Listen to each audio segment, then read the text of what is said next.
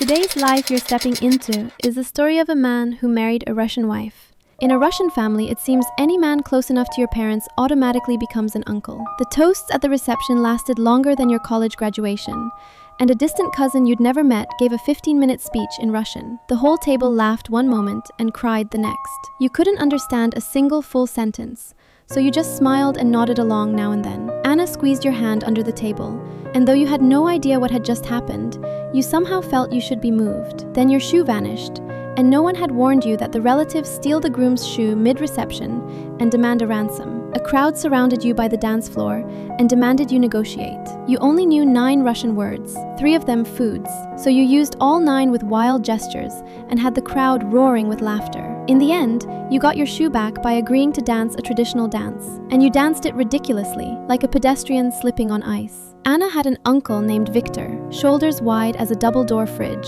who sobbed openly during the ceremony without a hint of embarrassment. At the reception, he wiped his tears and immediately challenged you to arm wrestling, and you lost in 4 seconds. Victor looked at you and slowly nodded, as if you'd just passed some initiation, and though you didn't know what you'd passed, you decided to accept it. By the second day of the wedding, you realized your smile had never stopped. After 3 days, the guests finally left, and you came home to a Chicago apartment with gift boxes piled in the living room and 2 weeks of leftovers crammed in the fridge. The apartment went quiet again, and real married life began right then. Anna moved the last boxes in on Saturday, and by Tuesday, your kitchen had been completely reorganized. The coffee mugs moved, the pans lined up by size, and the spices went into the junk drawer where you used to keep batteries and tape. Whenever you couldn't find anything, Anna patiently explained the whole system of logic.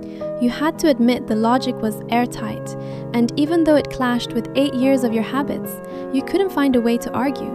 Anna could really cook. Not the kind where you practice a few dishes early in dating to impress someone.